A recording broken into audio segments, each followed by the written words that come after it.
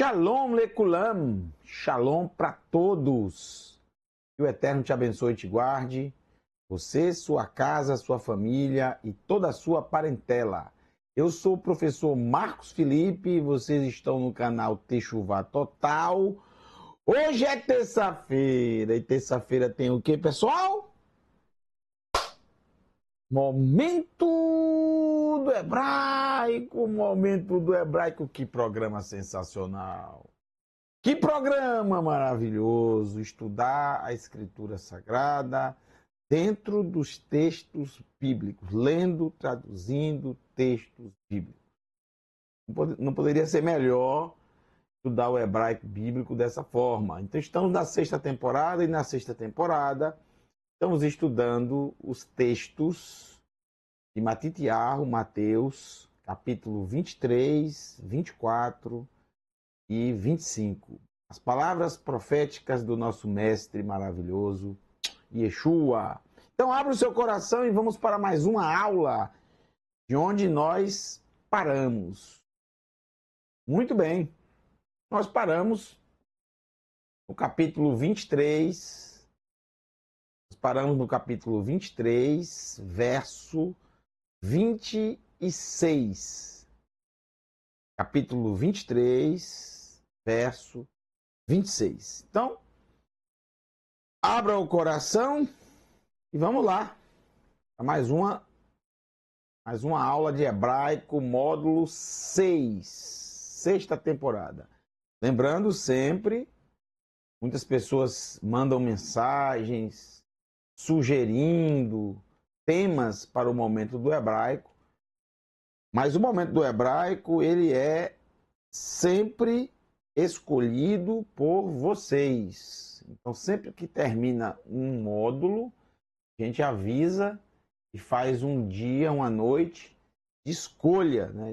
Por votação dos temas mais sugeridos por vocês mesmos, tá? Então, se você tem sugestões, não tem problema nenhum, vocês podem enviar por e-mail, techuvatotal@gmail.com. E quando tiver um novo momento para a sétima temporada, será levado em conta a maioria dos e-mails, a maioria dos pedidos, e aí a gente vai submeter à votação, tá? Sempre de forma democrática, vocês é que escolhem os temas. Vamos lá, capítulo 23, verso 26. Parush e ver, ou seja, fariseu cego. Quem é o Parush e ver? Quem é o Parush e ver, o fariseu cego, ao qual Yeshua se refere? Ele está se referindo a quem? Soferim ve Perushim Hanefim, escribas e fariseus hipócritas.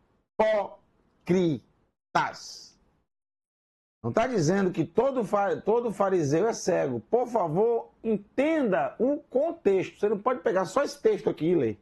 Não. Existe um discurso desde o início do capítulo 23 que estamos lendo. Vocês observaram muito bem, esse discurso foi dito em Jerusalém, próximo à festa de Pêssar, pouco tempo antes do nosso mestre ser preso e executado. Multidões o seguiam. Multidões o seguiam. O povo só falava desse mestre da Galileia. Onde ele ia, multidões o seguiam. É nesse contexto, nos últimos momentos dele.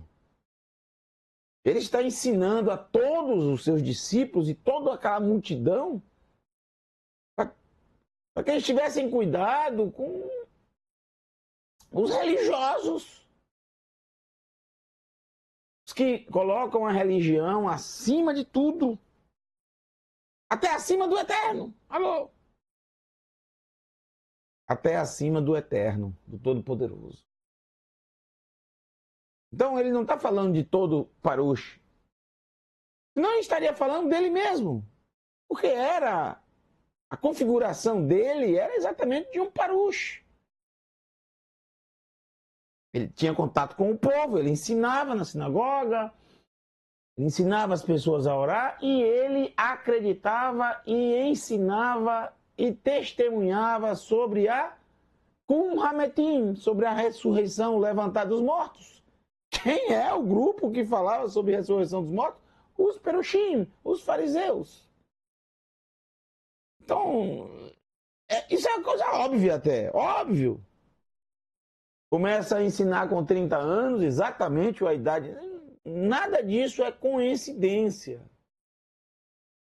Senão você teria que dizer que Yeshua imitava os Perushim em tudo, os fariseus em tudo. Não, ele não imitava, ele era um deles. Frequentemente convidado para trazer a exposição da Torá nas Beit HaKnesset, nas casas de reunião, nas casas de estudo, nas casas da assembleia, ou seja, nas sinagogas. Ele está falando exatamente dentro do seu grupo, que ele conhecia, que ele vivia, que ele via.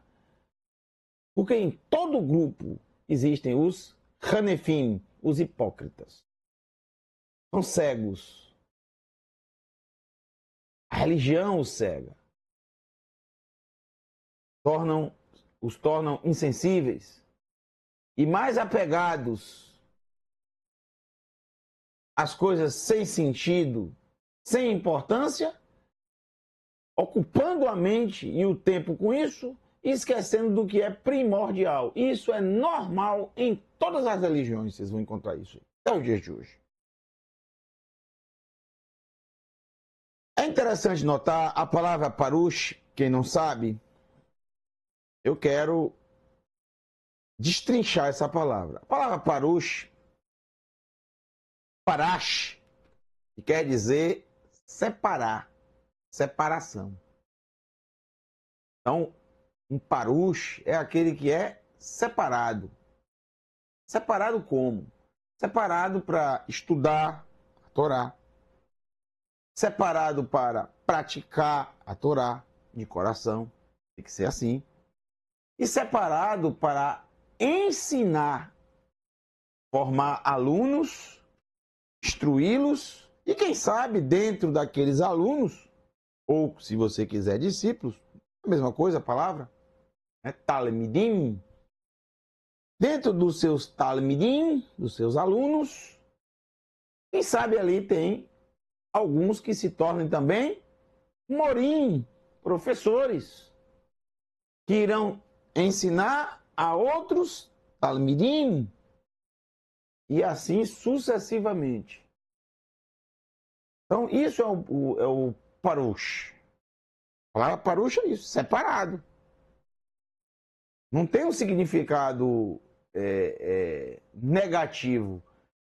Porém, a palavra Parush vai mais além. Da palavra Parush vem a palavra Parashá, que a gente traduz como porção.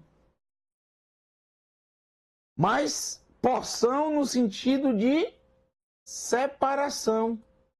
Não é isso? Porque o que é uma paraxá? A paraxá, ela separa, ela corta, ela seleciona um trecho da Torá. A paraxá tem o início e o fim. Então, há um corte, há uma separação. Por isso é paraxá. Parashat HaShavua, a porção da semana, ou seja, o espaço da semana, o corte da semana, a separação do texto da Torá que será estudado durante a semana. É da mesma raiz, mas não tem conotação nenhuma em relação aos perushim. Perushim, fariseus é uma coisa, as Parashot HaShavua, as porções semanais, outra coisa.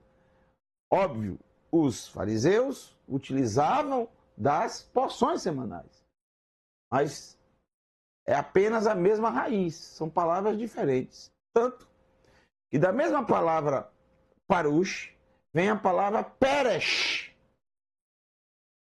A mesma palavra parush, paraxá, parash, vem a palavra peresh, que é o P, o resh e o shin. Peresh, em hebraico, é o quê? Fezes.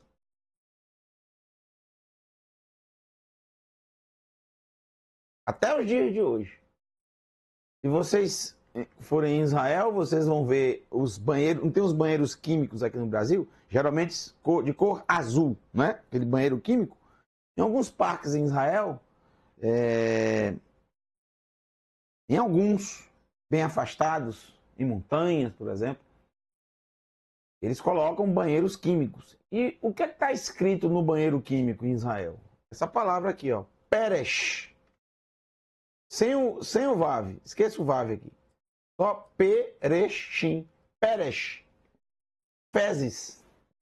É o nome, é como se chama banheiro químico em Israel. Banheiro em hebraico é shirut ou shirutim. Sanitário. Mas os banheiros químicos, peresh, que é a palavra fezes. Por que fezes é a mesma raiz? Porque fezes é a separação, não é? A separação daquilo que não serve mais para o corpo. É muito perfeito o corpo humano. Você se alimenta, o corpo absorve os nutrientes e o que não é absorvido, ele não pode continuar no corpo. Porque se não foi absorvido, é porque não tem mais importância para o corpo.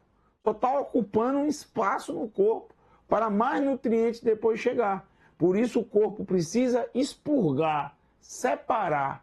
Aí há uma separação entre o que é bom, entre o que o corpo vai absorver e o excedente, o que o corpo não vai absorver. O que o corpo não vai absorver é separado e depois expurgado. São as fezes. Não se sinta mal, é exatamente o que significa a palavra peresh. Só para você entender, significa separação. Separar. Seja separar uma coisa boa, seja separar uma coisa ruim. Não é que fezes é uma coisa ruim. Óbvio. Você vai dizer, não, fezes é uma coisa horrível, ruim. Mas, de uma certa forma, também é uma coisa boa ela ser separada para ser tirada do corpo. Então, essa separação é boa para o corpo, é benéfica para o corpo. Porque se não houvesse essa separação, nosso corpo entraria em colapso. Não é? Colapso. Muito bem, vamos lá. Entendeu a palavra parush. Não há problema nenhum nessa palavra. Muito pelo contrário. É uma palavra muito boa. Tem um significado muito bonito. Mas quando as pessoas apenas utilizam do termo para se camuflar, como está mostrando aqui o mestre exatamente isso. Parush e ver. Fariseu cego. Taher et hakos. Limpa primeiro o copo. Ve et hakerá. E o prato. Mi bifnim. De dentro do seu interior, do interior deles. Primeiro limpa o interior do copo. E o interior ou a face do prato.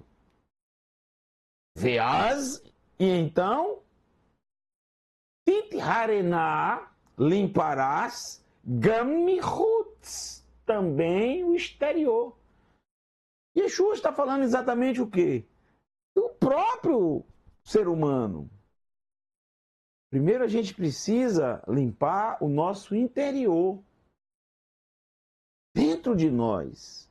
Aquela parte que somente a gente vê, sabe, conhece. Porque é o nosso íntimo, é o nosso ser. A parte exterior todos estão vendo. A parte exterior é exatamente a parte que todas as pessoas têm acesso. E muitas vezes você faz uma grande maquiagem, uma grande limpeza, você se arruma todo E aí as pessoas têm a aparência que você está limpo por dentro. Porque o exterior, muitas vezes, representa o nosso interior. Que é o que as pessoas veem. É a fachada. É a embalagem.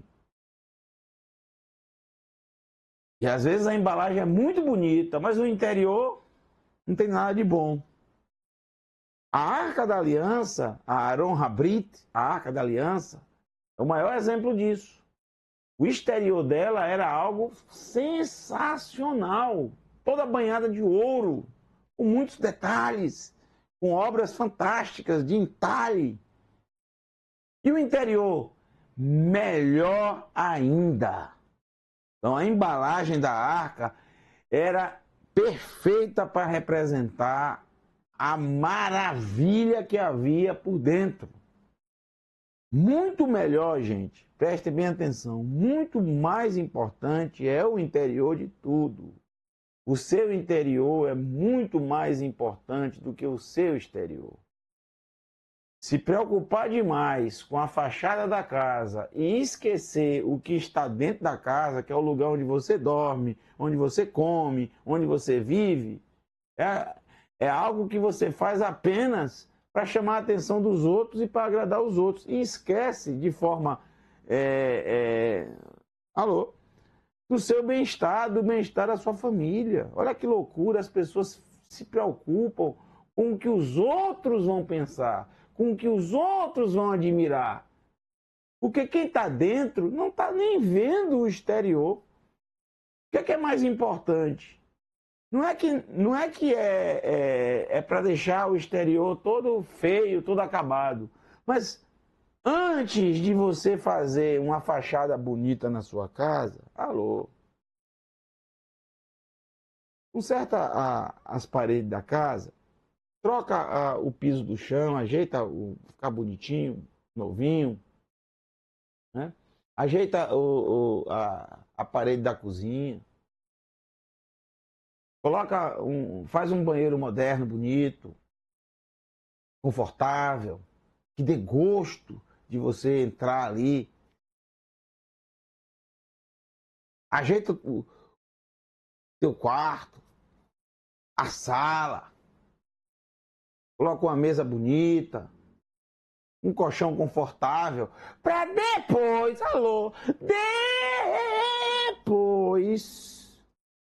começar a ajeitar a fachada da casa. Que a fachada da casa é para os outros verem, não você pouco vai ver sua fachada. Se você vai ficar dentro o tempo todo, a não ser que você fique dormindo lá fora de casa, né? Fora de casa lá, na frente da casa, ó. Vocês estão entendendo? Eu fiz uma analogia bem simples dos dias de hoje. É a mesma que Yeshua está fazendo aqui em relação ao período. Está falando de lavar o copo e o prato. Uma analogia muito simples. O que adianta lavar só o exterior do prato e do copo? Lavar só o exterior do prato e do copo é só para as pessoas verem. Mas o que é mais importante no prato do copo? O que está dentro, porque é onde você vai beber, onde você vai colocar o líquido e onde você vai colocar a comida para comer. O que adianta lavar só o exterior, onde a comida e o líquido não vão estar? Primeiro e fundamental é o interior. De tudo na vida. De tudo na vida. É disso que o mestre está falando. É dessa... E o ser humano é o mesmo, né? É dessa o quê? Hipocrisia. Viver de aparência. É triste. Oi, Lahem, Soferim, Uperushim, Hanefim. Aí, de novo. E repetido várias vezes. Ai para vocês, escribas e fariseus, hipócritas. É para eles que estão. Adomim.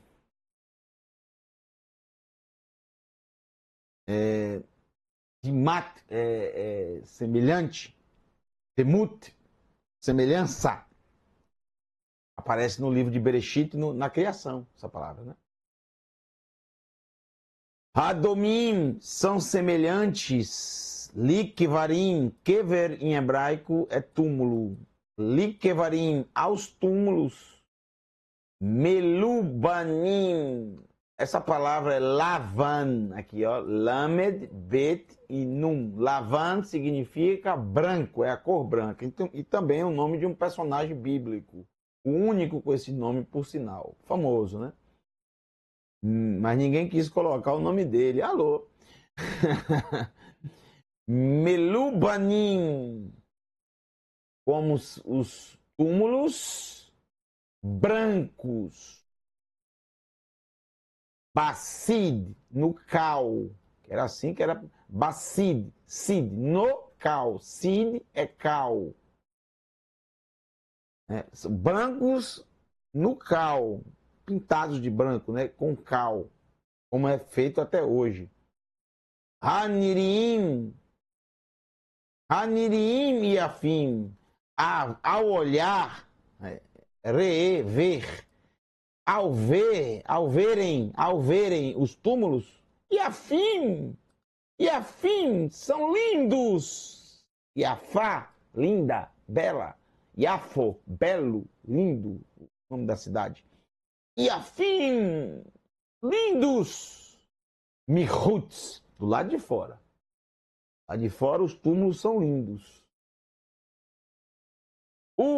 O Mibifenim e o interior deles, Meleim, estão cheios, eles estão cheios, Atsemot, de ossos, Adam, ossos de Adão, ou seja, ossos dos filhos de Adão, né? Atsemot, Adam, ossos de Adão, que é representado por cada ser humano que morreu e foi sepultado. Os túmulos estão cheios dos ossos. Alô? Verrol, tumá. E de tudo que é impuro. Tumá. Tamê é impuro. Tumá. De tudo que é impuro. É impuro. Qualquer sepulcro é impuro. Por quê? Porque tem restos mortais humanos. Os seres humanos, eles são considerados kasher, apropriados? Não. Você não pode comer um ser humano, né, gente? Não são apropriados. Então, quando você se aproxima, por isso, quando você se aproxima de um corpo morto, você se torna impuro. Você está contaminado. Você tem que ser separado da comunidade. Você não pode ter contato com um corpo morto e ter contato com pessoas. Isso vai transmitir doenças. O que você tem que fazer? Você tem que se afastar e se banhar em água. Ou seja, tomar um bom banho.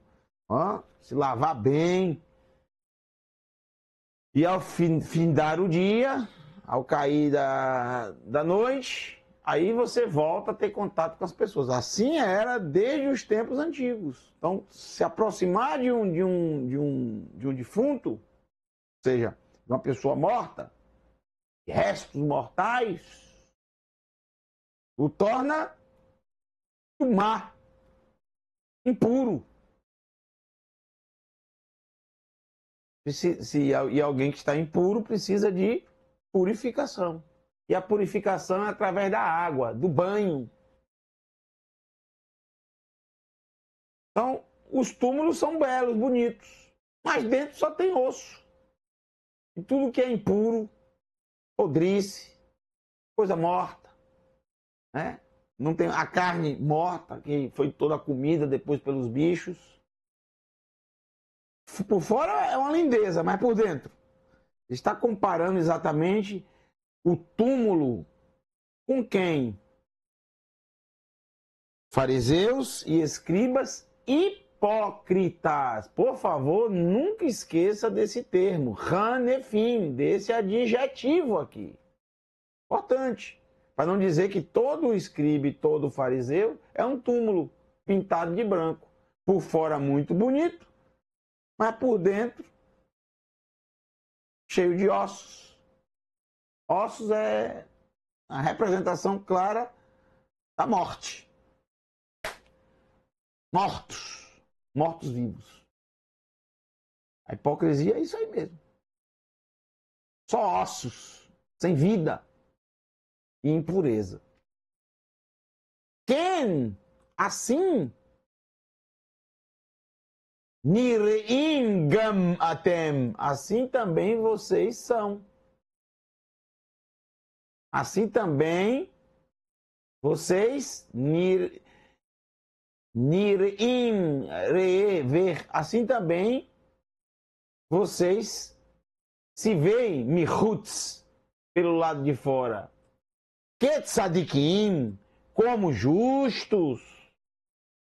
Deu a comparação do mestre? Como justos, tzadikim, que tzadikim, como justos, le'einei anashim, aos olhos das pessoas. Porque vocês se vestem bem, se comportam bem na frente de todo mundo, uma palavra bonita, alô, uma palavra linda. Que palavra linda, que palavra maravilhosa.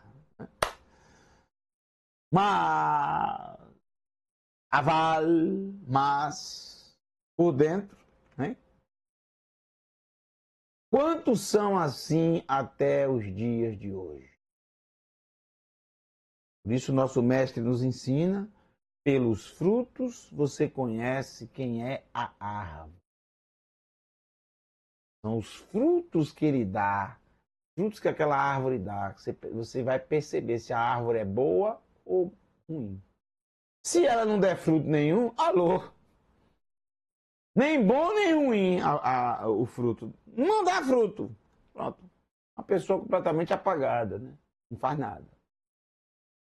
Mas tem uns que dá fruto, mas o fruto ruim, porque são aqueles que praticam mandamentos por interesses.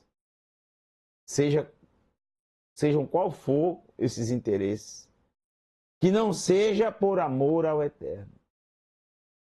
Nesse caso, essas pessoas não guardam os mandamentos, elas apenas praticam os mandamentos. Há uma diferença muito grande entre guardar e praticar. Tem gente que não sabe o que é guardar os mandamentos. Guardar é guardar no coração, ou seja, é escrever os mandamentos no coração, que é o que a Escritura chama de Brit Hadashah, nova aliança. A nova aliança não foi inventada nos Ketuvim, Natserim, nos escritos nazarenos. Elas estão nos profetas. O profeta Irmeiahu, Jeremias, capítulo 31, claramente está lá escrito. A nova aliança é a Torá escrita no coração. Isso é guardar os mandamentos que a Torá ensina. E a Torá ensina claramente: ouvir, guardar no coração e praticar. Tem que ser por amor, gente. Se não for por amor, aí são os frutos ruins. Fruto bom só por amor. O mibifenim, e dentro de vocês, hinichem, meleim, e dentro de vocês, meleim, estão cheios, ronef, hipocrisia. Ronef, dessa palavra que vocês estão vendo bastante no capítulo 23, Hanefim vem dessa palavra, hipócritas. Ronef é a hipocrisia. Dentro de vocês está a hipocrisia. É exatamente da hipocrisia que mais Yeshua está ensinando de forma veemente para milhares de pessoas em Jerusalém, poucos dias antes da sua morte. Poucos momentos antes da sua morte, ele falando de forma veemente contra a hipocrisia, que é exatamente a hipocrisia que mais afasta o ser humano do Eterno. E ela é perigosa pelo fato de utilizar a palavra do Eterno e dessa forma enganar muitas pessoas que acham que estão no caminho, que estão agradando ao Eterno, quando na verdade estão longe, porque o que estão vivendo é uma hipocrisia.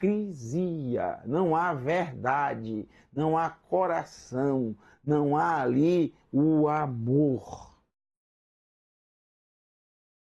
Se há uma palavra nos dias de hoje a compararmos com hipocrisia, é exatamente a palavra religião. Seja ela qual for, é uma verdadeira hipocrisia. Controla as pessoas, afasta as pessoas do Eterno, afasta as pessoas da Escritura. A Escritura não ensina sobre religião, sobre ter religião. Nenhuma religião aparece na Escritura.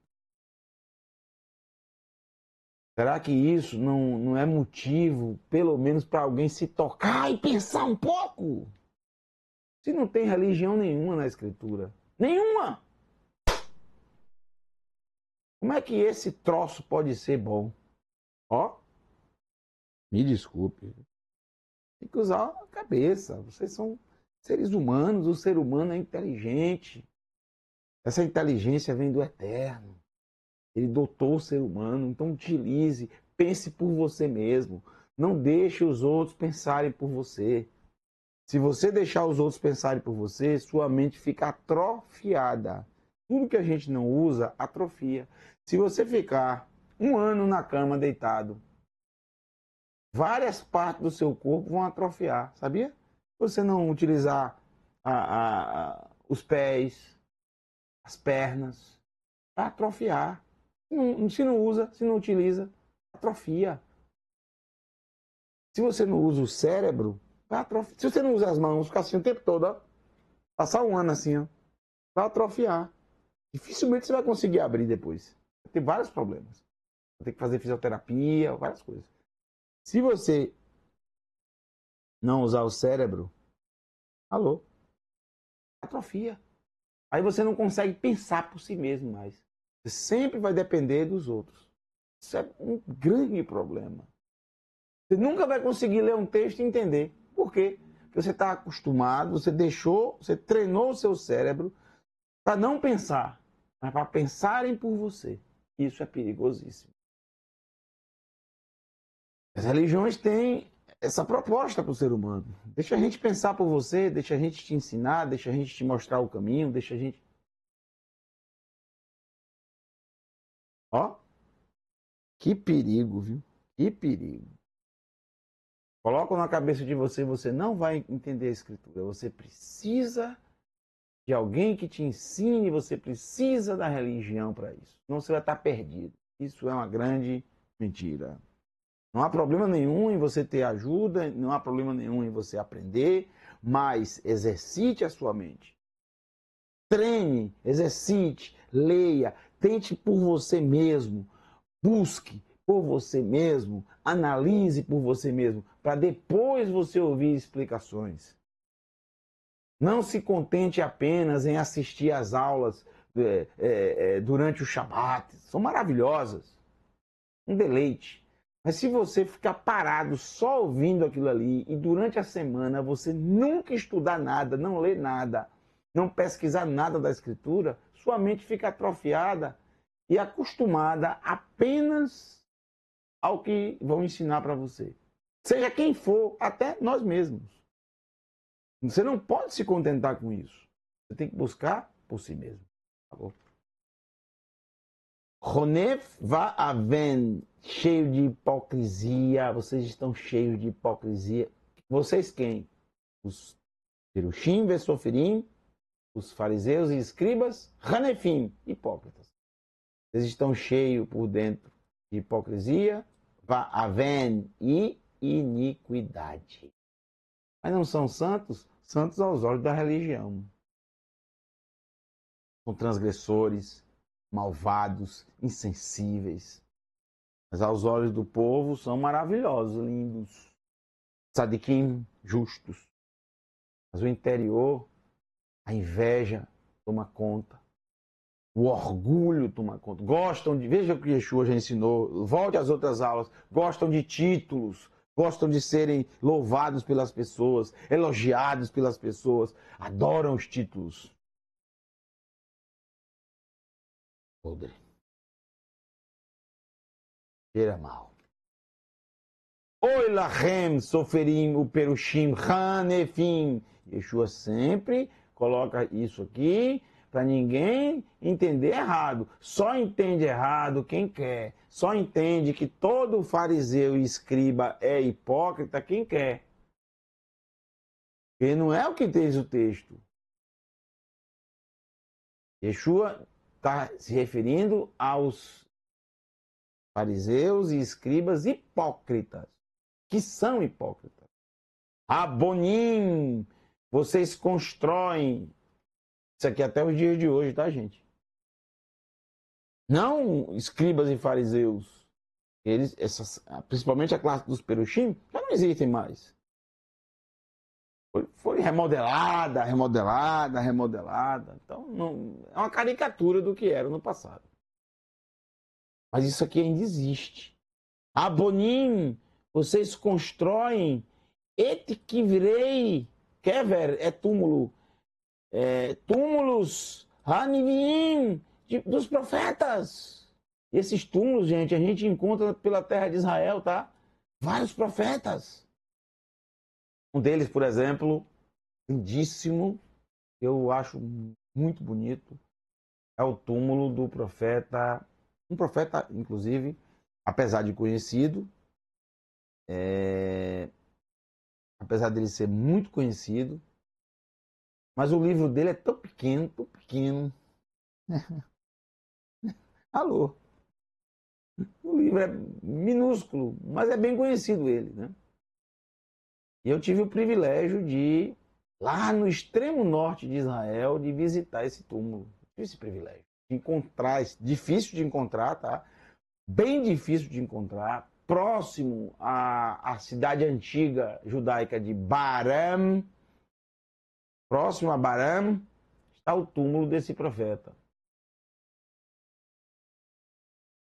Um dos menores livros da Escritura. Quem é?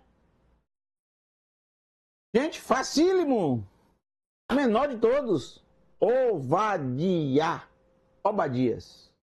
Tive o privilégio de visitar esse túmulo em 2022.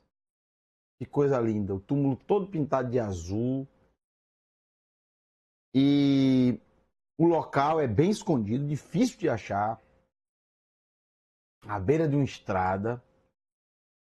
Do lado há uma plantação de amoras, imensa plantação de amoras.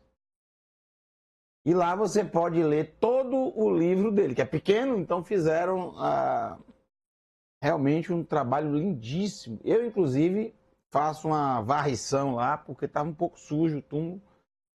Não é muito visitado, não é muito popular esse lugar, então eu faço até uma limpezazinha lá nesse túmulo. Muito bonito o lugar.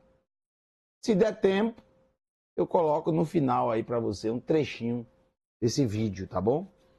Então, isso é verdade o que Yeshua está dizendo. Isso significa que desde esse primeiro século já se fazia isso com muitos profetas. Por isso nós temos vários túmulos de profetas que são acessíveis até os dias de hoje. Vários. Alguns deles nem se consideram como profetas, mas, por exemplo, Shimshon, Sansão, ele não é considerado um profeta, mas observe que a figura dele está exatamente dentro do período, dentro do local da escritura, que chamamos de Niviim, profetas. O livro de Juízes está dentro dos profetas. Então, qualquer personalidade ali, as pessoas muitas vezes consideram como profetas. Mas você visita o túmulo do profeta Elibeiarro, Yeshayahu, profeta Malachi, profeta Zechariah, Hagai. Tem uma parte em Jerusalém, no Monte das Oliveiras, uma caverna mesmo, onde você acessa vários profetas. É chamada a Caverna dos Profetas. Vários túmulos de profetas estão ali. E muitos deles estão assim adornados, bonitos, né? Ve'et matsevot matsevá é uma coluna, e colunas kevurat, alô, luxuosas, hatsadikim, colunas luxuosas, que é essa palavra aqui, ó, tefairum, luxuosas, dos justos, ou seja, kevurat, os seus túmulos, os túmulos dos justos são matsevot, colunas luxuosas, um túmulo luxuoso. Que coisa bonita, bela fizeram. Isso é louvável, é louvável. Isso ajudou muito, inclusive, a identificação desses túmulos dos profetas. Tá? Isso ajudou bastante nos dias de hoje de se identificar o túmulo dos profetas. Essa diferenciação que fizeram, essa homenagem que fizeram aos profetas, que a grande maioria deles foram mortos. Vocês se lembram? O povo de Israel não gostava dos profetas, os reis não suportavam os profetas. Porque qual a função dos profetas? Levar o povo ao arrependimento, apontando os erros do povo e o que iria acontecer no futuro caso eles não se arrependessem.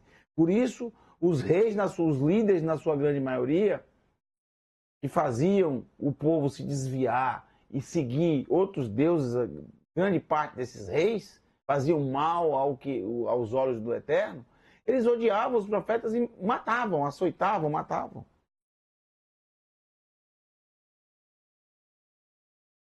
Então, é muito bonito fazer esses túmulos e interessante e foi muito importante até o dia de hoje. Mas Yeshua não está falando contra eles terem feito, terem construído. Yeshua está falando exatamente sobre qual o assunto, gente? Vamos lembrar qual o assunto? O assunto aqui é a hipocrisia. A hipocrisia de mostrar um exterior muito bonito, de demonstrar algo muito lindo, de fazer uma fachada muito linda, mas que na verdade o interior podre, é horrível. Não estou falando agora dos profetas em si, não é dos profetas que Yeshua está falando em si. Ele está falando sobre o exterior, sobre fazer colunas, sobre fazer túmulos bonitos, mas, olha só, preste bem atenção onde Yeshua quer chegar aqui. Bem interessante e sábia a colocação. Vetomrum, e dizem, os que constroem os túmulos dos profetas, os que construíram, na verdade, né? E dizem, Im Hainu, se fossem nós, Biemei, nos dias Avoteino, dos nossos pais, ou seja, dos nossos antepassados, Lo Haitá Iadenu Imahem, não tornaria nossas mãos com a deles, Lishefor, para derramar, para derramar Dam Hanivim, Dam, com a boca fechada, tá, gente? Dam, sangue, porque Dam é juiz. Dam, para derramar o sangue, Hanivim, dos profetas. Eles dizem, através da construção desses túmulos, existiu um túmulo ali muito simples, uma pedra, eles reformaram, fizeram uma coisa bonita, uma coluna. Hoje vocês podem observar vários túmulos em Israel, de vários profetas e também de personalidades bíblicas. Eu acho tudo isso muito importante. Eu acho isso maravilhoso. E Yeshua não está falando contra isso em si. Não é disso que ele está falando. Não é contra essa brilhante ideia e louvável trabalho de honrar os profetas e personalidades bíblicas. Não é contra isso que ele está falando. Entenda bem. As pessoas que construíram esses túmulos diziam lá na época, né? Se fôssemos nós nos dias dos nossos pais, jamais nos juntaríamos com eles. Ele diz assim, olha, se pudéssemos voltar no tempo e estivéssemos lá junto com os nossos antepassados que mataram os profetas, jamais nos juntaríamos com eles para derramar o sangue dos profetas.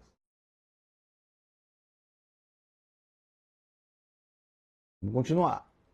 Alken, portanto, Edim, vocês são Atem, vocês são testemunhas, ou seja, vocês estão testemunhando Bachem contra eles, contra os que mataram, né, os profetas. Vocês estão testemunhando contra eles. Que banim, pois são filhos.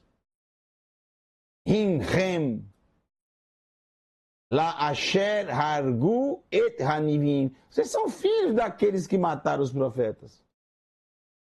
E vocês estão testemunhando contra eles que mataram os profetas. Bom, se voltássemos no tempo, não iríamos se juntar com eles. Então vocês são testemunhas contra eles. Vocês estão, vamos dizer, condenando os seus antepassados que fizeram isso. Não estão? Perfeito. E estão certos. Perceba.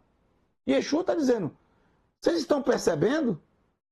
Os que constroem os túmulos religiosos, que vão lá, constroem, que maravilha, isso é lindo. E ele não está falando contra isso.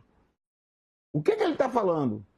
Eles constroem esses túmulos e dizem, não, jamais, alô, se voltasse no tempo, jamais me juntaria naquela assembleia para matar aqueles profetas. Nunca faria isso. Tá vendo? Vocês estão testemunhando isso contra a atitude deles. Isso é louvável. Vocês estão condenando o que eles fizeram. A atitude terrível, mano. Horrível dos nossos antepassados. Isso inclui também Yeshua. Todos. Todos são descendentes daqueles que mataram os profetas. Todos. Não só os religiosos, todos. E é louvável que vocês reconheçam os erros dos nossos pais. Isso é louvável. Mas presta atenção. Vegamatem. E também vocês, maleuka yom et dimat avoteichem. Mas também vocês hoje enchem. Vocês enchem, estão cheios. Como hoje.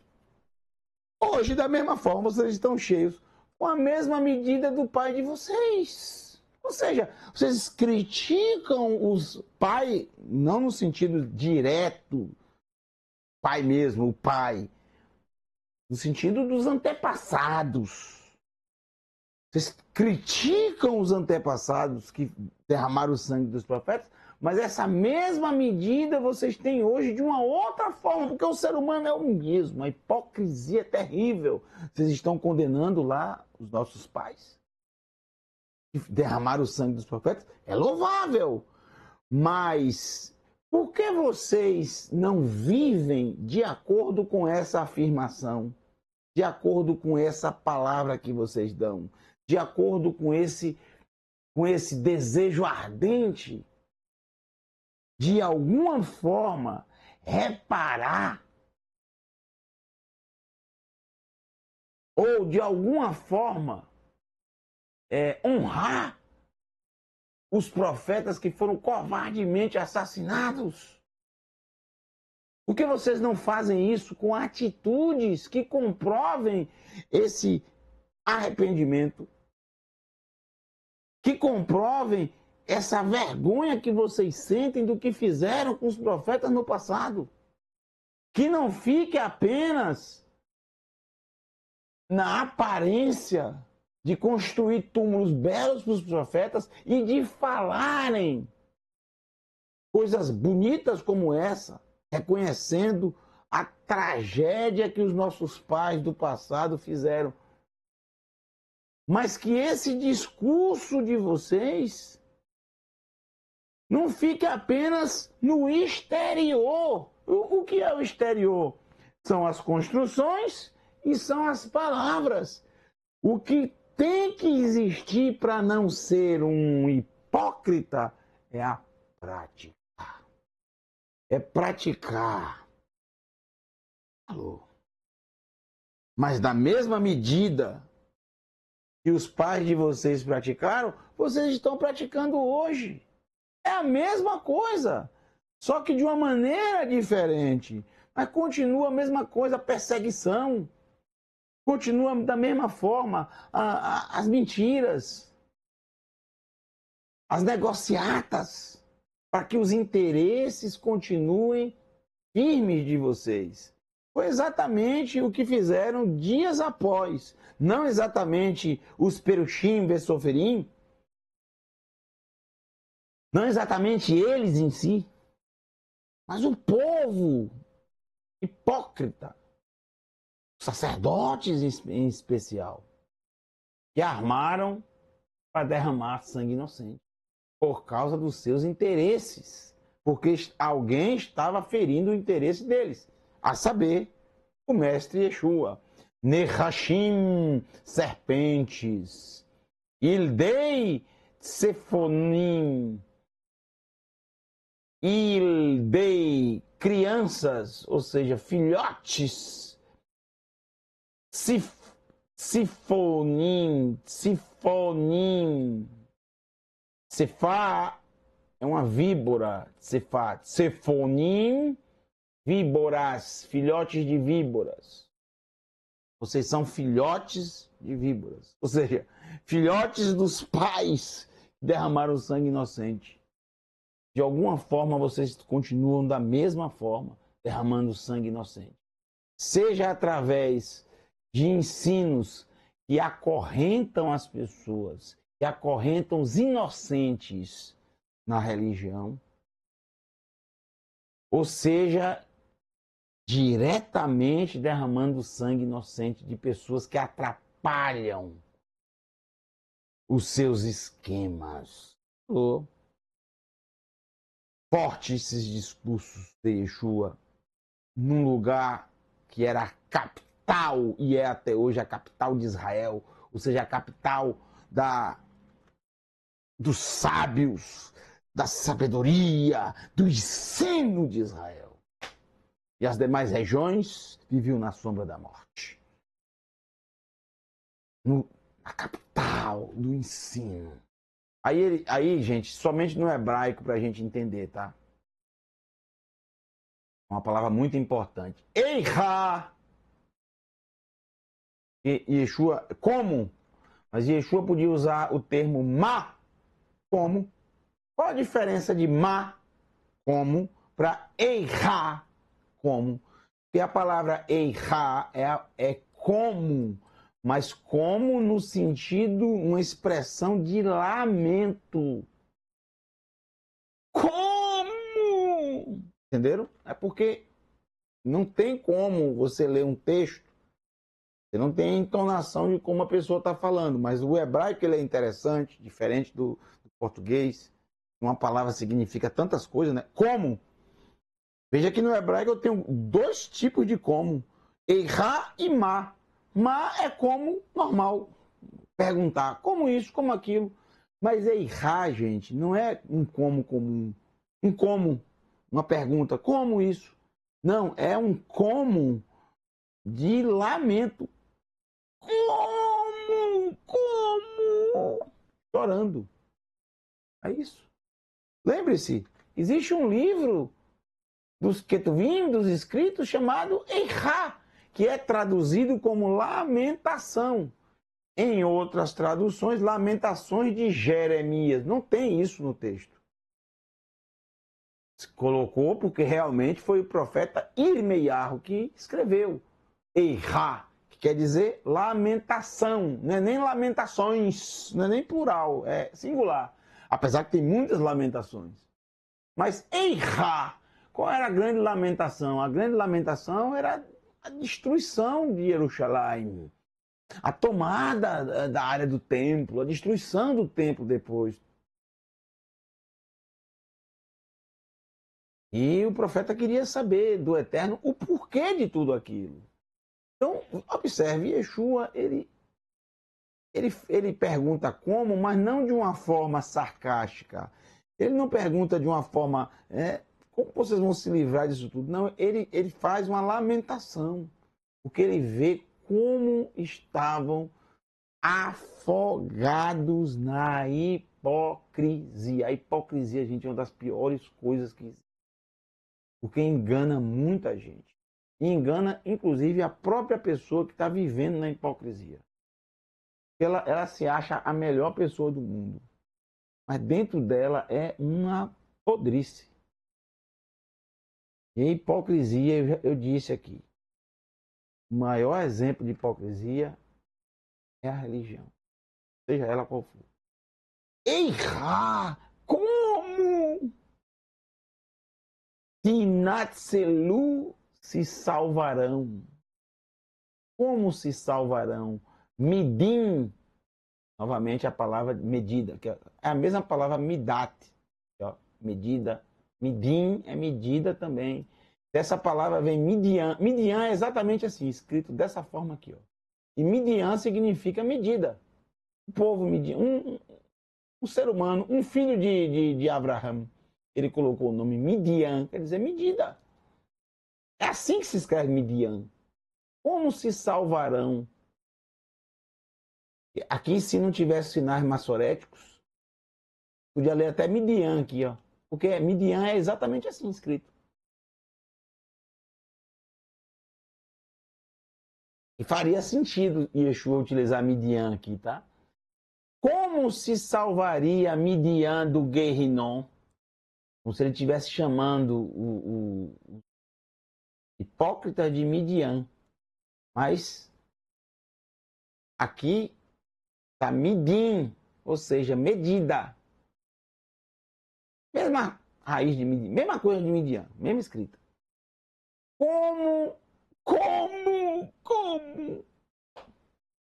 se salvarão da medida da destruição? O Guerrinon, que traduzem como inferno. Que mentira! Guerrinon existe, o lugar existe, é um vale. Eu levei, inclusive, os meninos da Techuvá Total, alô, para atravessar uma ponte no meio do Guerrinon. Eu levei Guerrinon, eu levei eles lá. Existe o lugar, é o lugar da queima do lixo. A queima do lixo, representando a destruição. Como se salvarão da destruição? Como uma pessoa hipócrita vai se salvar da destruição, da eminente destruição? Somente através do arrependimento. Mas o problema é que os hipócritas nunca reconhecem que estão errados.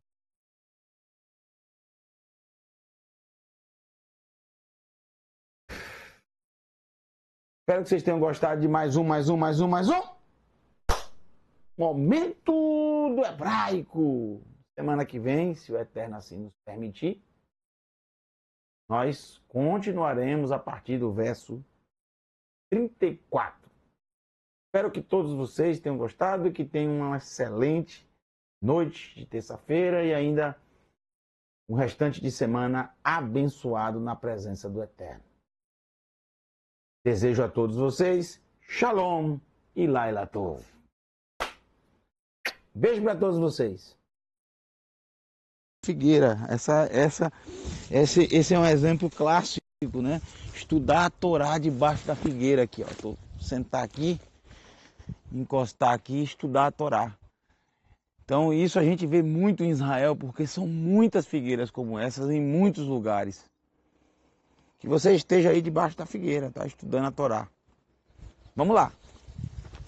Gente, depois de procurar bastante, depois de rodar esse lugar e colocar esse lugar de ponta cabeça, eu consegui encontrar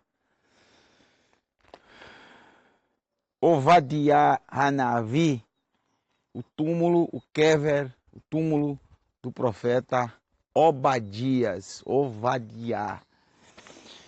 Para mim é muito emocionante estar nesse lugar. Atrás aqui há uma plantação de uma fruta que eu gosto muito, que é em hebraico, tut, tut, tut, amora. Olha a quantidade de pés de amora que tem aqui. Meu amigo, é muita amora. Dá uma tomada aqui das montanhas da Galileia, da Galil, a Galileia Ocidental, também conhecida como Alta Galileia. Estamos aqui já bem próximos à cidade de Tzfat. Depois da cidade de Tzfat nós vamos descer e vamos chegar a Corazim, para depois chegarmos a Tibérias. Mas eu fiz questão de vir aqui visitar e fazer uma homenagem, prestar uma homenagem a um profeta que muitas vezes é tido como profeta menor, porque o livro dele é pequenininho, mas na cultura judaica não existe profeta menor, profeta maior, todos os profetas da escritura são importantes. Ovadiá, o seu livro basicamente trata entre Yaakov e Esav. Como o Eterno amou as atitudes de Yaakov e como o Eterno odiou as atitudes de Esav, se estendendo inclusive para os filhos, os descendentes de Esav. E para mim, o que há de mais interessante, mais importante nesse livro, e mais emocionante também, vou dizer, é a parte que Ovadiá descreve o momento da destruição do templo em Jerusalém, o primeiro templo. O momento em que Nebuchadnezzar, Nabucodonosor, conseguiu tomar a cidade, invadir a cidade, queimar a cidade, destruir o templo e perseguir os israelitas. Ovadiá descreve que Esav, ou seja, Esaú, os seus descendentes, não deveriam ter feito o que fizeram. O que é que eles fizeram? Vocês não deveriam tripudiar do seu irmão. Ou seja, vocês não deveriam se alegrar com a derrota, comemorar a destruição, comemorar a derrota, comemorar a queda do seu irmão. Não só isso, Esav, como descreve Ovadiá, os descendentes de Esaú, eles ajudaram os babilônicos, os bavilim, a capturarem o povo de Israel, os que fugiram, os que deixaram a cidade, os que conseguiram escapar do cerco babilônico. Os descendentes de Esav os perseguiam, prendiam e mostravam aos bavilim, aos babilônicos, ali está um israelita, corram, peguem ele. De fato, esse foi um dos momentos mais tristes da história de Israel. E mais uma vez, a gente aprende com a Escritura Sagrada que nunca jamais, por mais que o povo de Israel, por mais que aquela geração fosse uma das piores, sem dúvida, com pecados terríveis, mas a Escritura nos ensina que jamais nós devemos desejar a desgraça alheia, jamais devemos desejar a queda de alguém, jamais devemos desejar que alguém passe por momentos horríveis, ruins. Yeshua, nosso Mashiach, e a gente sente, né, o cheiro, o aroma, o perfume dele em cada parte de Israel. Ele ensinou o seguinte, ele nos ensinou: Nunca jamais desejo mal ao próximo, até daqueles que te perseguem. Desde esse lugar e fazendo uma homenagem ao profeta Ovadiá, eu desejo para todos vocês Shalom, que o Eterno te abençoe e te guarde. Um beijo para você. Eu já tinha finalizado, mas eu não suporto a ideia de vir aqui e não mostrar alguns detalhes para vocês. Primeiro, eles colocaram aqui todo o livro do profeta Ovadiá. Está todo em hebraico, tá bom?